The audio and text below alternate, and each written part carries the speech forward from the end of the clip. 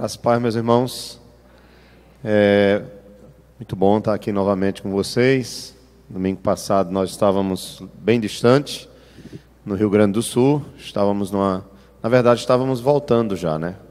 Estávamos no voo que saiu às 6 horas, mas nós só chegamos aqui 00:30, porque é muito distante. Mas, graças a Deus, correu tudo bem e é bom estar de novo com vocês. Abra sua Bíblia em João, capítulo 1, e nós vamos pedir ao Senhor que ilumine o nosso coração para que a sua palavra realmente gere vida em mim e em você, porque sabemos que a palavra do Senhor ela é viva, ela é eficaz e ela é poderosa para nos transformar. João, Evangelho, capítulo 1, versículo 1 até o verso 18. Quero que você, depois da leitura, deixe sua Bíblia aberta. O Evangelho de João, capítulo 1, versículo 1 até o verso 18.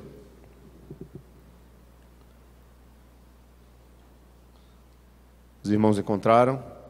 Amém? João, Evangelho, capítulo 1, verso 1. No princípio era o Verbo, e o Verbo estava com Deus, e o Verbo era Deus. Ele estava no princípio com Deus. Todas as coisas foram feitas por intermédio dele, e sem ele nada do que foi feito se fez. A vida estava nele, e a vida era a luz dos homens. A luz resplandece nas trevas, e as trevas não prevaleceram contra ela. Houve um homem enviado por Deus, cujo nome era João. Este veio como testemunha para que testificasse a respeito da luz, a fim de todos virem a crer por intermédio dele. Ele não era luz, mas veio para que testificasse da luz, a saber, a verdadeira luz, que vinda ao mundo ilumina todo homem. O Verbo estava no mundo. O mundo foi feito por intermédio dele, mas o mundo não o conheceu. Veio para o que era seu, e os seus não o receberam. Mas a todos quantos o receberam, deu-lhes o poder de serem feitos filhos de Deus, a saber, aos que creem no seu nome, os quais não nasceram do sangue, nem da vontade do homem, da carne, nem da vontade do homem, mas de Deus. E o Verbo se fez carne e habitou entre nós, cheio de graça e de verdade, e vimos a sua glória, glória como do unigênito do Pai. João testemunha a respeito dele, exclama: este é o de quem eu disse, o que vem depois de mim tem, contudo, a primazia, porquanto já existia antes de mim. Porque todos nós temos recebido da sua plenitude e graça sobre graça, porque a lei foi dada por intermédio de Moisés, a graça e a verdade vieram por meio de Jesus Cristo. Ninguém jamais viu a Deus, o Deus unigênito que está no seio do Pai é quem o revelou. Amém. Deixe sua Bíblia aberta em nome de Jesus. Irmãos, esse evangelho, o evangelho de João, ele é um evangelho maravilhoso pelo fato de que ele se diferencia dos 3 primeiros evangelhos de tal maneira que ele serve como um complemento para eles. O evangelho de João, ele foi escrito pelo apóstolo João. Ele não foi escrito por João Batista, mas sim por João, um dos 12, irmão de Tiago, um dos discípulos do Senhor.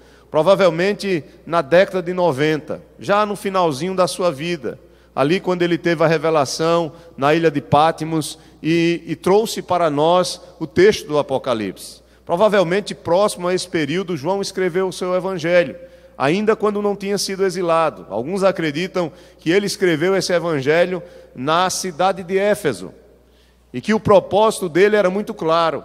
Era fortalecer na fé a vida de cada um que ouvisse as palavras que ele iria registrar nesse texto. Se você observar, deixe marcado aí em João, capítulo 1, e abra em João, capítulo 20. Por favor, acompanhe na sua Bíblia, deixe marcado em João, capítulo 1, e abra no capítulo 20, no qual você terá o propósito do evangelista ao escrever esse texto. No capítulo 20, versículo 30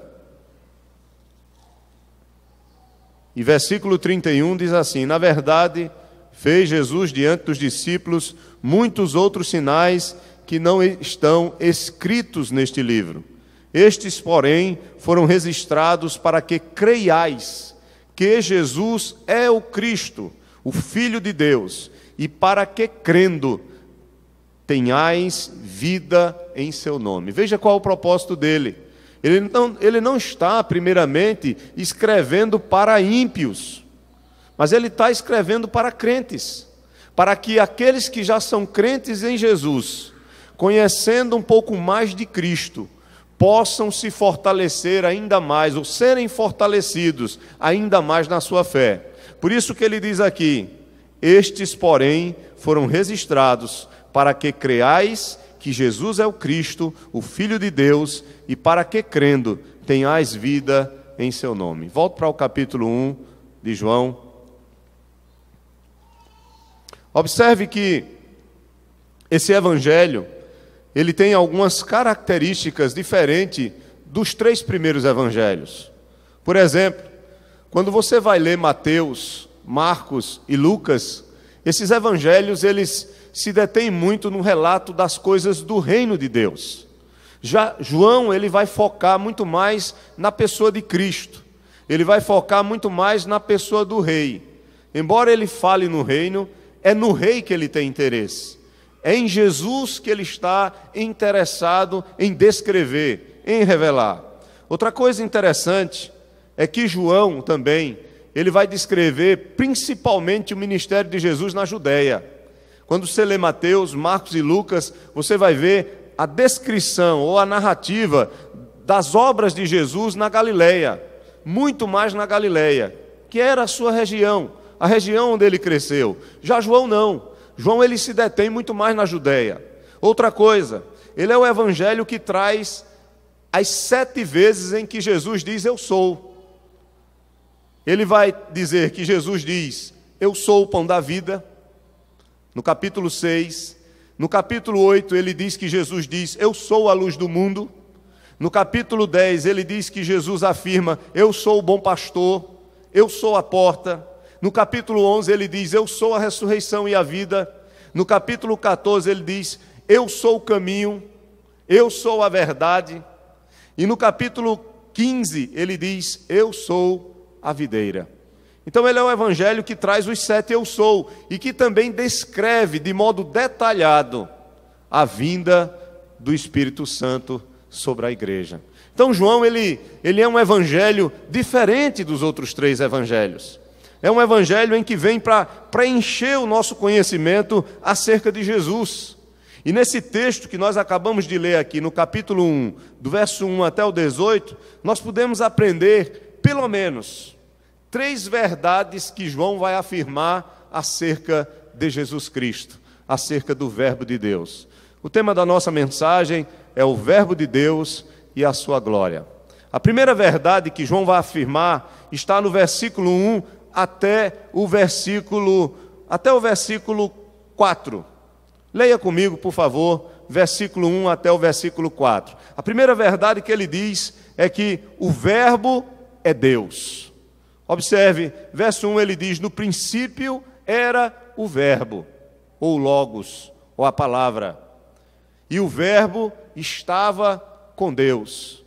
E o Verbo era Deus. Verso 2. Ele estava no princípio com Deus. Verso 3. Todas as coisas foram feitas por intermédio dele, e sem ele nada do que foi feito se fez.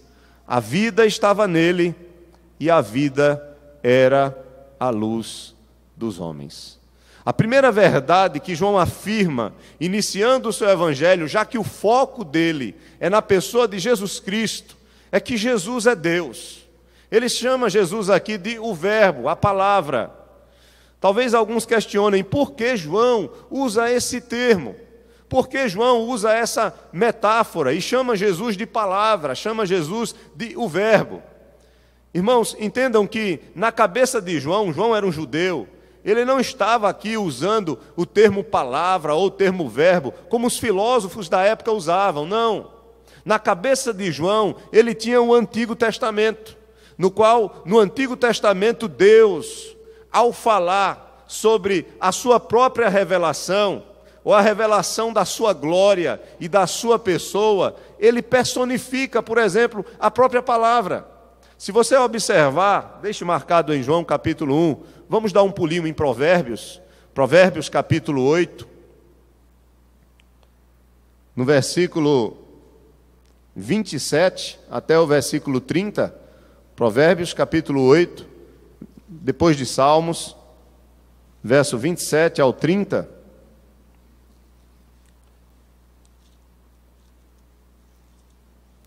Provavelmente na mente de João, o pensamento dele era semítico, era judaico e não grego, e na mente dele, ele está expressando o que o próprio Antigo Testamento revela acerca da palavra ou acerca da revelação do próprio Deus. Veja que em Provérbios 8, verso 27, o texto diz assim: quando ele preparava os céus, aí estava eu.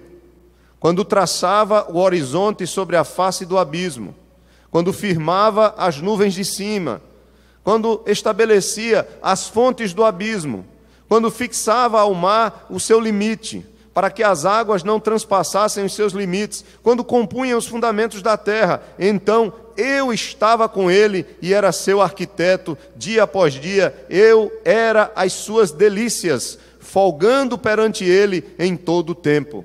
No verso 31 diz: regozijando-me no seu mundo habitável e achando as minhas delícias com os filhos dos homens. O capítulo 8 de Provérbios está falando sobre a sabedoria de Deus.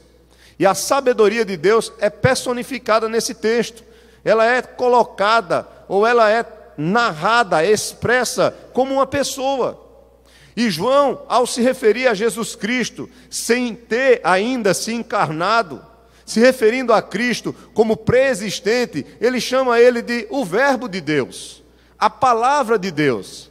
A minha pergunta, irmãos, é o que João está querendo dizer quando ele chama de Jesus o Verbo.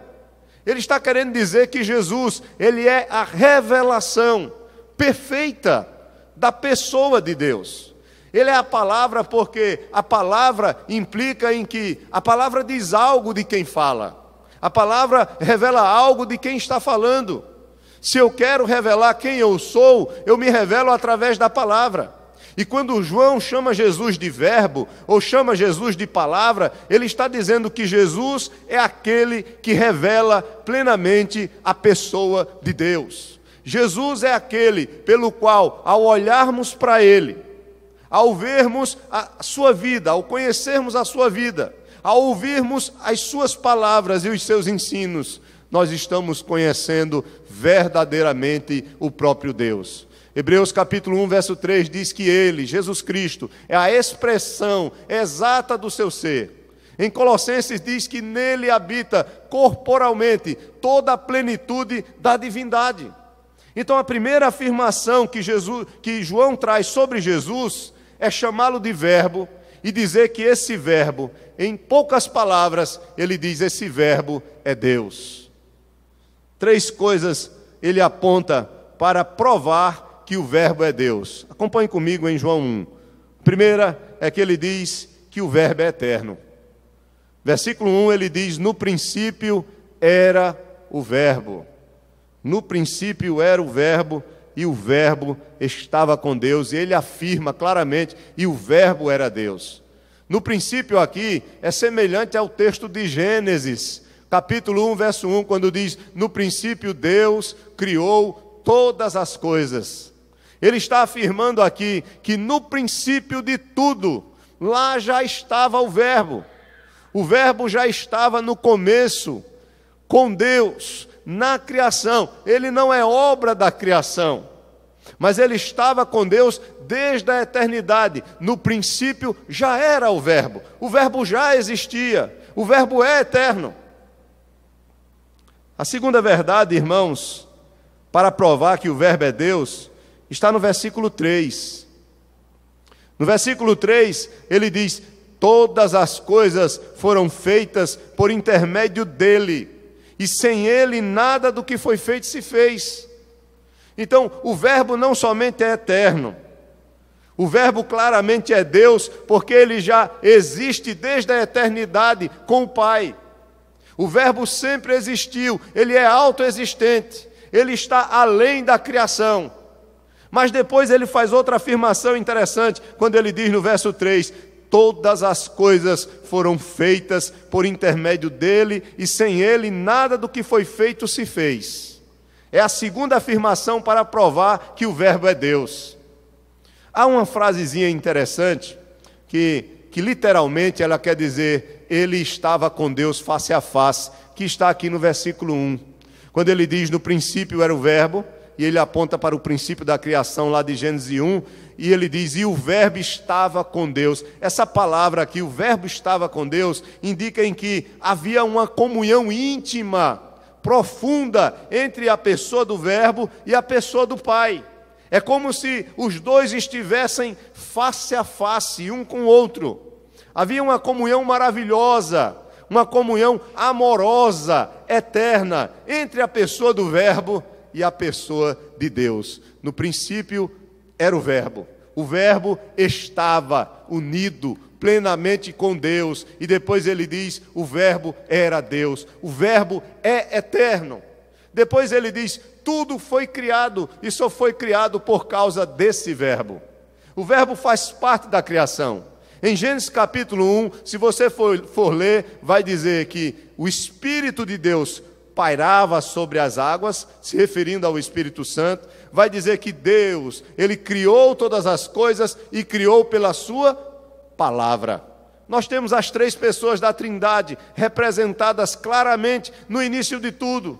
Nós temos o Pai, chamado de Deus, nós temos o Espírito pairando e nós temos o Verbo, nós temos a palavra. Ele cria pelo Verbo, ele cria pela palavra.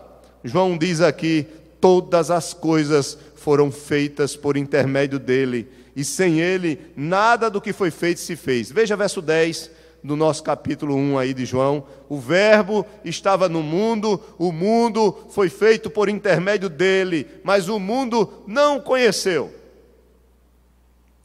Quando eu digo que o Verbo é Deus, e ele é criador de todas as coisas, isso aqui rebate claramente a heresia das testemunhas de Jeová. As testemunhas de Jeová querem dizer que Jesus Cristo foi criado por Deus. Mas esse texto é muito claro, porque quando João diz, todas as coisas foram feitas por ele, ele está ensinando duas coisas. Primeiro, que tudo que existe só existe porque ele criou. E a segunda verdade, que é inferida nessa palavra, é que ele mesmo, o próprio Verbo, não foi criado. Ele é quem cria, mas não foi criado. Então o Verbo é Deus, ele é eterno, ele é o Criador de todas as coisas. Terceira coisa que nos aponta para a sua divindade, está no versículo, leia comigo o versículo 4, a parte A. O que é que diz aí, irmãos? João 1,4, a vida estava nele. A vida estava nele. Essa afirmação está dizendo claramente que nele, ou seja, no Verbo, que é chamado de Jesus Cristo, só vai chamar o nome dele no versículo 17. Ele vai chamá-lo de Verbo o texto todo. Ele vai chamá-lo de Verbo, ele vai chamá-lo de luz, mas somente no versículo 17 é que ele dá o nome. Quando ele fala da sua encarnação, é que ele diz Jesus Cristo. Porque antes da sua encarnação, ele não era Jesus. Ele não tinha ainda se tornado homem, então ele não tinha o nome Jesus. Nem também era chamado de o Cristo, o ungido de Deus, porque ele ainda não era humano. Nós estamos falando da sua eternidade, da sua pré-existência. Nós estamos falando vou dar o nome dele porque vocês sabem de quem eu estou falando, de Jesus Cristo, da segunda pessoa da Trindade, antes da sua encarnação. Estamos falando da sua eternidade, antes da criação de todas as coisas e a partir da criação de todas as coisas. Porque, irmãos, João, ele começa o seu evangelho afirmando tão claramente para nós crermos que Jesus Cristo é Deus. O que é que foi cantado aqui nesta noite? O amor dele. Como é que eu vou compreender o amor de Jesus Cristo se eu não entender a glória que ele teve antes de se tornar homem? Como eu vou valorizar o meu Jesus sem compreender que antes dele se encarnar e se tornar homem para ser obediente até a morte, e morte de cruz, esvaziando-se a si mesmo, como diz Filipenses capítulo 2, sem eu entender que antes de todas as coisas, ele vivia numa glória perfeita e santa e majestosa, como a segunda pessoa da Trindade, como o próprio Deus, soberano sobre todas as coisas.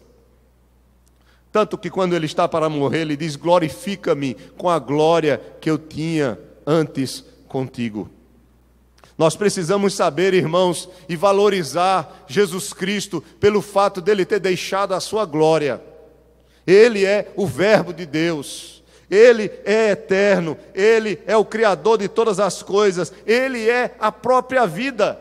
E ele, como a própria vida, mais na frente nós vamos ver que ele se encarna com um propósito de nos salvar. Quando João diz que ele é a vida, evidentemente não está falando no sentido físico, porque ele ainda não tinha se encarnado, mas está falando de que nele nós podemos ver a vida em toda a sua plenitude. E se nós queremos definir vida, irmãos, nós temos que olhar para Deus. Não há vida sem Deus. Quando o homem está separado de Deus, é morte. Morte é separação. Vida só pode ser vida quando o homem está em comunhão com o seu Criador. Por isso que a vida eterna, ela não é eterna somente no sentido de tempo, de um tempo sem fim. A vida é eterna porque nessa vida eterna nós teremos uma comunhão plena, um gozo pleno com o nosso Salvador e com o nosso Senhor, com o nosso Deus. O gozo que Adão e Eva tinham no paraíso antes de pecar. Os irmãos estão me compreendendo? Então, por isso que João diz, ele, o Verbo de Deus, ele é o próprio Deus. E ele é o próprio Deus porque ele já existia antes de todas as coisas como Deus. Ele é o próprio Deus porque ele é criador de todas as coisas e tudo que existe só existe por causa dele. Ele é o próprio Deus porque ele é a vida. Não é somente porque por causa dele vem a vida, não. Ele é a própria vida. Ele é a própria vida. E aí, irmãos, no finalzinho do versículo 4, nós podemos entrar na segunda verdade, na segunda afirmação, que é clara para nós sobre o Verbo de Deus, sobre a glória do Verbo de Deus, que João vai dar. Está no finalzinho do versículo 4, quando ele diz, e a vida era o quê? A luz dos homens. A segunda verdade que nós temos nesse texto, a qual João vai se deter um pouco, é que o Verbo, além de ser Deus, ele também é luz dos homens. E aí você pode fazer a seguinte pergunta: por que João relaciona Jesus Cristo como Verbo de Deus como luz dos homens? Por que ele é a luz dos homens? Eu disse a vocês que o Evangelho de João, ele é o Evangelho dos 7 eu sou. E em um desses eu sou de Jesus, ele vai dizer, eu sou a luz do mundo. Por que ele é a luz dos homens? Porque João está olhando para um mundo caído. João está olhando para um mundo de trevas. João está olhando para o homem no seu estado pecaminoso, no qual ele se afastou de Deus, ficou morto em seus delitos e pecados. E esse estado em que o homem se afasta de Deus por causa do seu pecado, lá no Éden, Adão e Eva, e depois toda a sua descendência, esse estado pecaminoso, esse estado de afastamento, de separação de Deus, é chamado de morte, ou é chamado também de quê? De trevas. É por isso que João agora vai dizer, o Verbo é a luz dos homens. Porque os homens que estão em trevas, quando entram em contato com o Verbo, seja diretamente com a pessoa dele, ou seja pela pregação da pessoa dele e da sua obra, eles verão a verdadeira luz, eles verão a verdadeira vida. E aqui, irmãos, ele vai argumentar em relação ao Verbo como a luz dos homens, do versículo 4, parte B, até o verso 9. Acompanhe comigo. Na parte B do verso 4, ele começa o verso 4 do capítulo 1 dizendo: a vida estava nele, ele é a vida. Como Deus, ele é a vida, e tudo que existe, só existe por causa dele, e a verdadeira vida está nele. Aí ele diz: e a vida era a luz dos homens. Era porque, desde a queda do homem, o homem precisa voltar para essa vida que ele perdeu. E para ele voltar para essa vida, ele tem que se encontrar com o Verbo. O Verbo tem que ser revelado a ele, nem que seja no Antigo Testamento, como aquele que havia de vir, ou agora, desde que se passou a sua vinda, como aquele que já veio, que morreu pelos nossos pecados e que voltará. Mas o homem tem que olhar para ele. Ele é que é a luz que ilumina o coração do homem, as trevas que há nesse homem, e o liberta. Não libertando a todos, mesmo sendo luz, mas libertando alguns com a sua luz. No versículo 5, ele vai dizer: a luz resplandece onde, irmãos? Nas trevas, e as trevas não prevaleceram contra ela. A palavra prevaleceram aqui não é uma boa tradução. Uma boa tradução aqui é: as trevas não receberam essa luz, ou não reconheceram essa luz. O ideal, por quê? Porque o versículo 5, ele é praticamente paralelo com o versículo 10 e com o versículo 11, aí do capítulo 1 de João. Veja, no capítulo 10, diz: e o Verbo estava no mundo, e o mundo foi feito por intermédio dele, mas o quê? O mundo não o conheceu. O mundo não o conheceu é no sentido de que o mundo o desprezou, o mundo o rejeitou, o mundo não quis saber dele. Esse mundo que está em trevas, em pecado, não se agrada com a luz que Jesus Cristo traz sobre eles. A mesma coisa João está dizendo, João o evangelista, no capítulo 1, versículo 5, quando ele diz: a luz resplandece nas trevas, e as trevas não, na nossa versão, não prevalecem, mas dá a ideia que as trevas não vencem a luz. Isso aí é uma evidência, mas não é isso que ele quer dizer pelo contexto. Pelo contexto ele quer dizer: as trevas não recebem, mas odeiam essa luz que é revelada para elas. No verso 11, ele faz a mesma afirmação, quando ele diz: ele veio para o que era seu, e os seus o quê? Não o receberam. Sabe por que não o receberam? Por causa dos seus próprios pecados. Deixe marcado, vá para João capítulo 3. João capítulo 3. Leia comigo o verso 16 até o 21.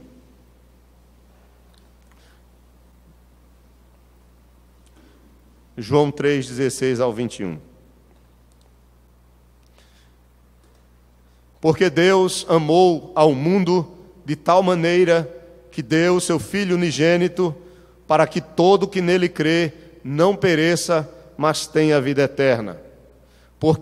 Porquanto Deus enviou o seu Filho ao mundo, a primeira vez, não para que julgasse o mundo, mas para que o mundo fosse salvo por ele. Verso 18: quem nele crê não é julgado. O que não crê já está julgado, porquanto não crê no nome do unigênito Filho de Deus. Verso 19, agora vai ficar claro. O julgamento é este: que a luz, olha aí, chamando ele de luz, a luz veio ao mundo, e os homens amaram mais as trevas, que são seus próprios pecados, do que a luz, porque as suas obras eram más. Pois todo aquele que pratica o mal aborrece a luz e não se chega para a luz, a fim de não serem arguidas as suas obras.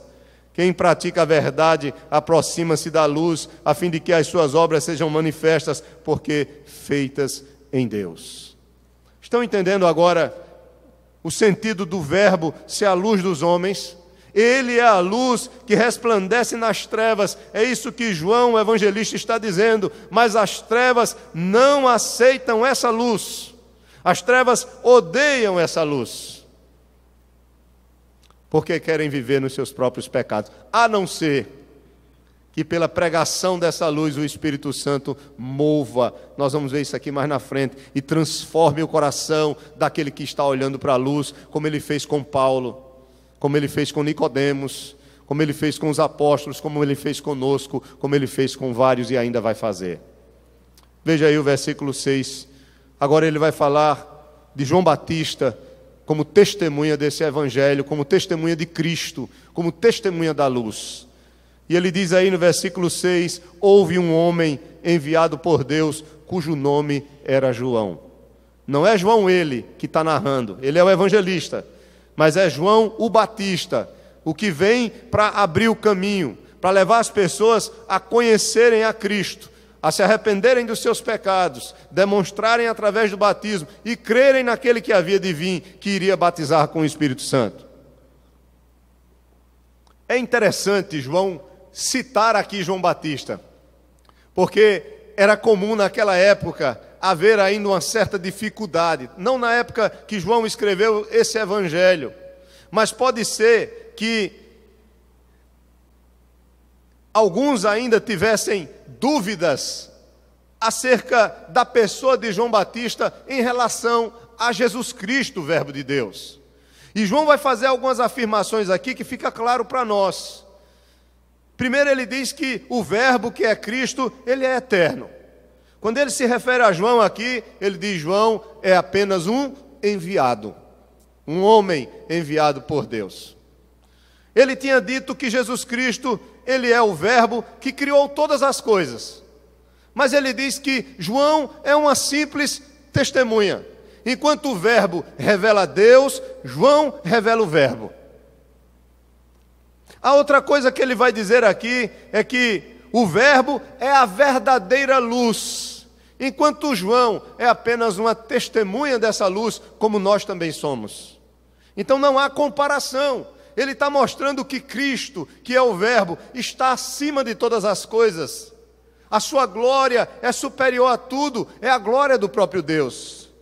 Veja aí, por favor, versículo 8, quando ele diz que João, versículo 8 do capítulo 1, ele não era a luz, mas veio para que testificasse da luz. Voltando agora, eu fiz de modo proposital, no versículo 7, diz assim: este veio como testemunha para que testificasse a respeito da luz, com o propósito de que todos viessem a crer em quem? Na luz, por intermédio do testemunho de João. E é isso que os fariseus vão perguntar. Leia comigo, por favor, o versículo 22 desse mesmo capítulo. Versículo 22. Ele diz aí, é o testemunho de João Batista, descrito por João, o evangelista. No verso 22 desse mesmo capítulo, disseram-lhe, pois, isso aqui foram na verdade, os judeus enviaram sacerdotes, levitas, para perguntarem, questionarem quem era João Batista. E aí no verso 22 disseram-lhe, pois, declara-nos quem és, para que demos resposta àqueles que nos enviaram. Que dizes a respeito de ti mesmo? Olha a resposta de João Batista. Então ele respondeu, eu sou a voz do que clama no deserto, endireitai o caminho do Senhor, como disse o profeta Isaías. Ora, os que haviam sido enviados eram de entre os fariseus. E perguntaram, então, por que batizas se não és o Cristo, nem Elias, nem o profeta? Respondeu-lhes João, eu batizo com água, mas no meio de vós está quem vós não conheceis, o qual vem após mim, do qual não sou digno de desatar-lhe as correias das sandálias. Estas coisas se passaram em Betânia, do outro lado do Jordão, onde João estava batizando. E aí no verso 29 diz, no dia seguinte viu João a Jesus, que vinha para ele e disse, eis o Cordeiro de Deus, que tira o pecado do mundo. Aleluia. Então, João, ele é apenas uma testemunha da luz. O Verbo é a luz dos homens. É luz porque os homens estão em trevas e odeiam a verdade de Deus que é revelada através da pessoa de Cristo. Verdade essa que mostra que os homens são pecadores e que, se morrerem nessa condição, estarão perdidos. Se rejeitarem essa luz, estarão perdidos. É isso que nós vamos ver mais na frente, no último ponto. Cristo é o Verbo como verdadeira luz que ilumina o mundo, como diz aqui, irmãos, o versículo 9. Diz: a saber, a verdadeira luz que vinda ao mundo ilumina todo homem. Aqui João está expressando a seguinte verdade: que aquele que ouve o Evangelho, você e eu, seja quem for, se Cristo for pregado a você, de alguma forma você está recebendo a luz. Agora a questão é que nem todos que vão ouvir esse Evangelho, que vão ter contato com essa luz, vão ser verdadeiramente iluminados em seus corações. Há alguns que vão receber a luz e essa luz vai gerar vida em seus seres, em suas pessoas. Vai gerar vida transformando totalmente seus corações. Já há outros que vão se encontrar ou se deparar com essa luz, mas essa luz será apenas juízo para eles.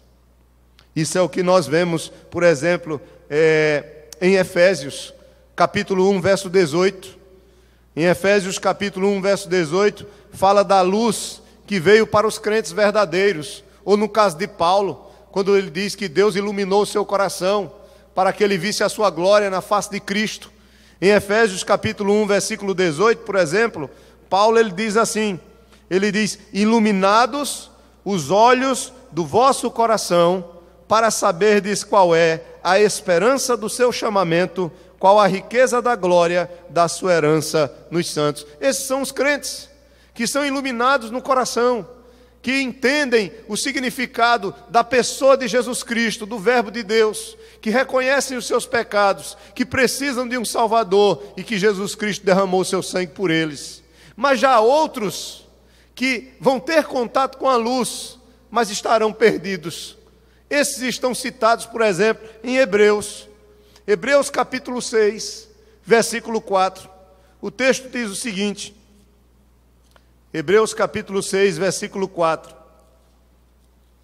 Quando ele diz: é impossível, pois, que aqueles que uma vez foram iluminados e provaram o dom celestial e se tornaram participantes do Espírito Santo, verso 5, e provaram a boa palavra de Deus e os poderes do mundo vindouro e caíram, sim, é impossível outra vez renová-los para arrependimento, visto que de novo estão crucificando para si mesmos o Filho de Deus e expondo-o à vergonha.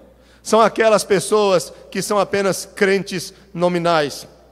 São aquelas pessoas que estarão a vida toda ouvindo o Evangelho, mas nunca vão nascer de novo. São aquelas pessoas que sempre vão ouvir falar de Jesus e vão ter uma fé histórica. Uma fé no sentido de dizer: eu creio que Ele existe, eu creio que Ele morreu por mim, mas nunca vão se apropriar verdadeiramente da pessoa de Cristo como o seu Salvador, como aquele que derramou sangue pela sua vida, como aquele de quem eles não podem jamais se afastar, porque se afastarem dessa pessoa, eles estarão totalmente perdidos. É essa fé que abraça, é essa fé que confia, é essa fé que se lança nos braços dele, que sabe que a justiça não está em nós mesmos, mas que está nele, porque é ele quem sofre, é ele quem morre, é ele quem derrama o seu sangue por nós. Então, meus irmãos, é por isso que a verdadeira luz ilumina todo homem. Mas ele vai dizer aqui que nem todo homem que é iluminado pela verdadeira luz, essa luz tem o mesmo efeito no seu coração. É a última verdade que eu vou citar para vocês, que João afirma aqui. A primeira, o Verbo é Deus. A segunda, o Verbo é a luz dos homens. A terceira e a última é: o Verbo veio para salvar os seus. E os seus são aqueles que vão crer verdadeiramente no seu nome. É isso que ele vai dizer do verso 10 até o verso 18. Veja aí verso 10. ele diz: o Verbo estava no mundo. O mundo foi feito por ele, mas o mundo não o recebeu. É como se ele dissesse: olha, o mundo que é representado aqui por Israel não aceitou ele como Cristo, como Salvador. Isso é declarado no verso 11, quando ele diz: ele veio para o que era seu, e os seus não receberam. Veja, ele criou o mundo. Os homens pecaram, se afastaram dele e ficaram em trevas. E ele veio justamente para poder salvar esse pecador que estava perdido. Como foi falado aqui, do amor dele deixar a sua glória, dele se tornar um de nós para poder pagar pela nossa culpa, para assumir a nossa culpa, para morrer pelos pecados que não são dele, mas pecados nossos, porque ele é santo e sempre foi santo, e morrer a morte de cruz. Deus, o Pai, derrama a sua ira na pessoa do seu Filho, para que nós, através dele, pudéssemos ter vida. Então, João ele começa a mostrar, olha, ele veio para o que era seu primeiramente, para os judeus, porque historicamente tudo estava preparado, e no plano de Deus, o Verbo seria revelado primeiramente para o seu próprio povo, para a sua própria nação, mas com o propósito de ser revelado a todo mundo, de ir por todo mundo e pregar o Evangelho a toda criatura. A salvação não só era para os judeus, mas também para os gentios. Então ele diz: veio para o que era seu, e os seus não o receberam. Isso aqui nos faz lembrar da profecia de Isaías, capítulo 1, verso 2 e 3, que fala sobre o coração endurecido e da falta de fé daquele povo diante da revelação de Deus. Essa revelação já vem desde o Antigo Testamento, mas se torna plena na pessoa de Jesus. Agora veja o verso 12. Mas a todos, não importa se é judeu ou gentio, a todos quantos o receberam, deu-lhes o poder de serem feitos o quê?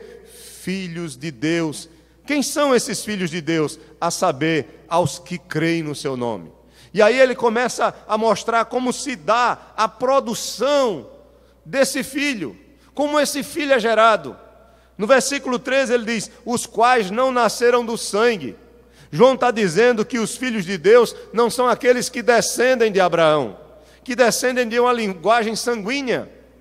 Aí depois ele diz: também não nasceram da vontade da carne, ou seja, por um ato sexual de um homem e de uma mulher. Eles não nasceram da vontade da carne. Também não nasceram da vontade do homem dizer: eu quero ser pai, eu vou ter um filho, e agora sim, esse vai ser meu filho. Também não são esses. Ele diz: mas eles nasceram de Deus. É Deus quem gera os seus filhos, e essa geração aqui está se referindo à vida espiritual, à nova vida, ao nascer de novo.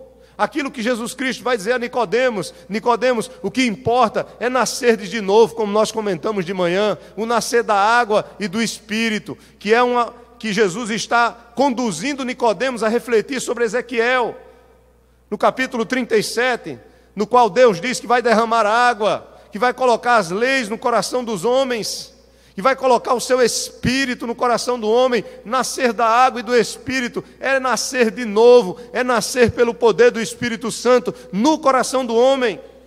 É isso que ele está dizendo, Ezequiel 36, verso 25 ao 27.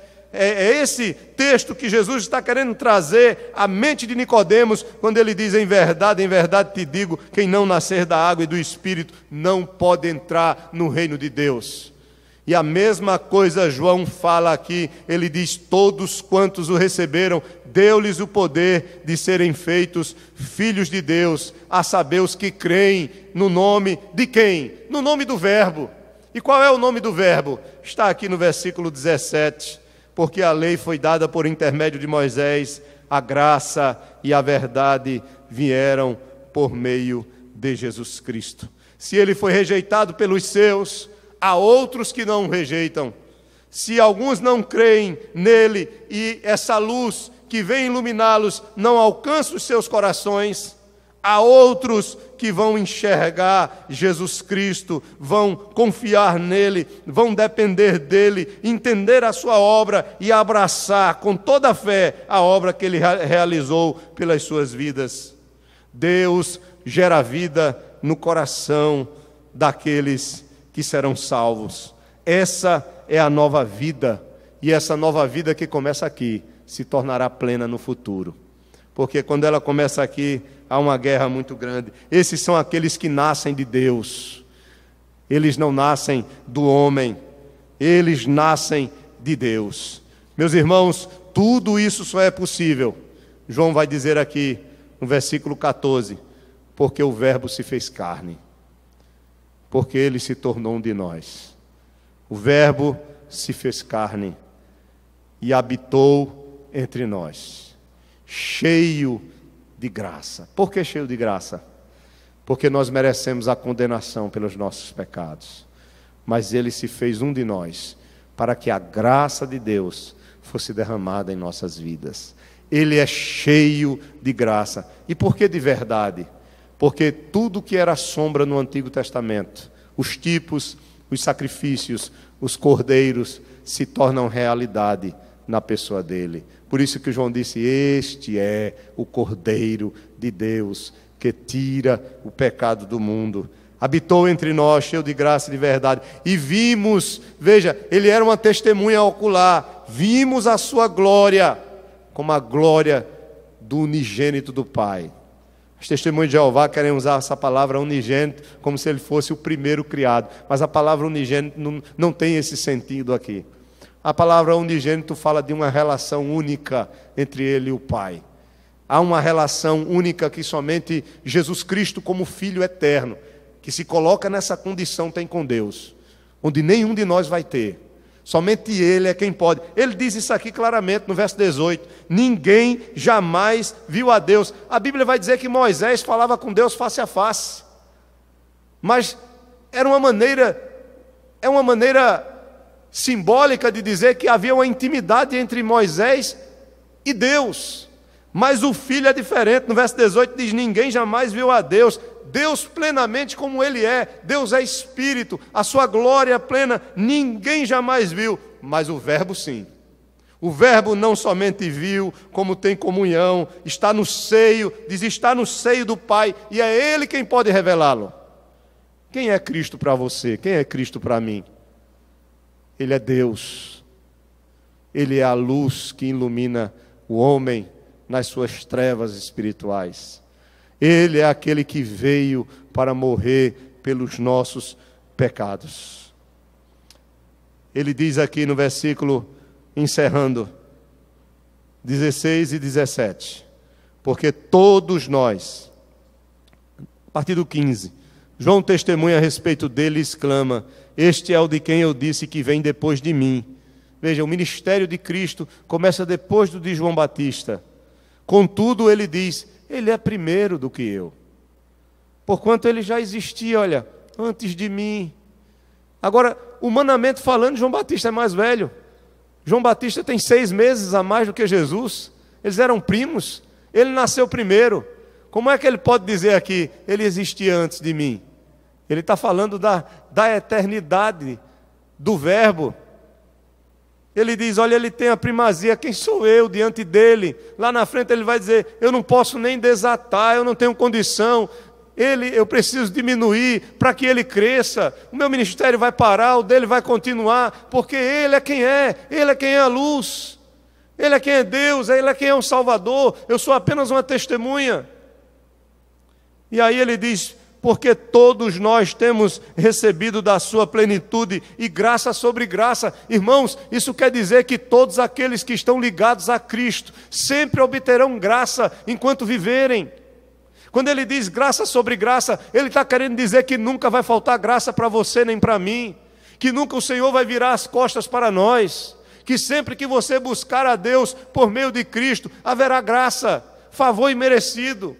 Haverá perdão, se há arrependimento, se há busca sincera, Deus estará sempre com sua mão estendida por meio do seu Filho, porque nele ou dele emana uma graça suficiente e superabundante para as nossas vidas. Porque a lei foi dada, verso 17, por intermédio de Moisés. A lei diz que nós somos pecadores. A lei não nos livra do pecado, mas a lei traz a condenação, porque nós somos incapazes de cumprir a lei. Mas ele diz, mas a graça e a verdade vieram por meio de Jesus Cristo.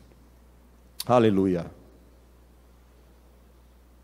Eu quero fazer apenas 3 aplicações. Primeiro, o fato do verbo, que é Jesus Cristo, deixar a glória que tinha com o Pai, para tornar-se homem e pagar por nossos pecados, demonstra o maior exemplo de amor que alguém pode imaginar. Talvez eu e você não temos sido amados como deveríamos ser. Nós não somos perfeitos. Há muitas pessoas, há muitos de nós que somos carentes de amor. Mas o que dizer daquele que deixou a sua glória? Por amor a você e por amor a mim. Será que esse amor não é o suficiente para nós?